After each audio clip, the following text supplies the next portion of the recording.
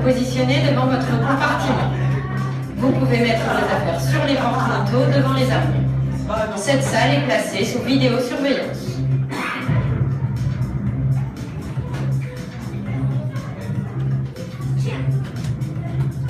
Bien, désormais je vais avoir besoin de toute votre attention pour vous expliquer les règles du jeu, le maniement du matériel et les consignes de sécurité.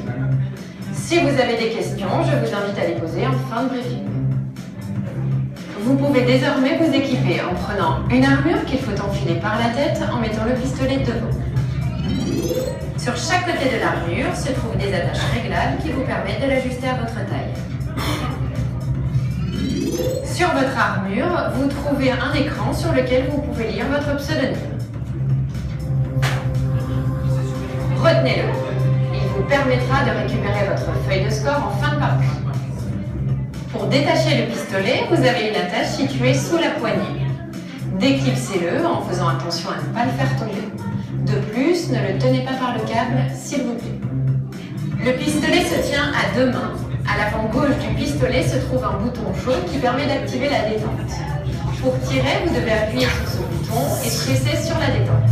Sinon, le pistolet ne fonctionnera pas. Le but du jeu, gagner un maximum de points en tirant sur les cibles avant, arrière, sur les épaules et sur le pistolet de vos adversaires. Les tirs sur vos coéquipiers ne seront pas pris en compte. Lorsque vous tirez sur un adversaire, vous gagnez 200 points. En revanche, si vous vous faites toucher, vous perdez 50 points. Et vous serez désactivé pendant 5 secondes au cours desquelles vous ne pouvez ni tirer, ni être touché. Alors profitez-en pour changer de position dans le labyrinthe. Maintenant, passons à quelques règles de sécurité. Pour des raisons évidentes, il est interdit de courir, de ramper, d'escalader les murs, de se bousculer et d'adopter tout comportement dangereux. Attention, ces règles sont à respecter pendant toute la durée du jeu. Des caméras nous permettent de vous surveiller et de vous désactiver à tout moment. Si vous rencontrez un problème pendant la partie, rejoignez la salle de briefing. Une personne viendra vous voir rapidement. Pour finir, il y a des pods cachés dans le labyrinthe. Attention, ces pods sont également des mines qui, une fois activées, tireront toutes les 30 secondes sur toutes les personnes aux alentours. Tirez 3 fois dessus à intervalle de 5 secondes et vous obtiendrez alors un des 4 pouvoirs pendant 1 minute.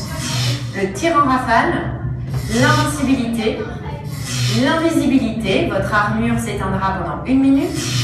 Le pouvoir espion, vous prendrez alors la couleur de vos adversaires. Voilà, vous êtes désormais prêt à jouer. Quand la partie sera lancée, vous disposerez de 30 secondes pour vous répartir dans le labyrinthe. Si vous avez des questions, nous sommes disponibles pour y répondre. Bonne chance et que le meilleur gagne. Voilà, alors dernière précision avant de démarrer la partie.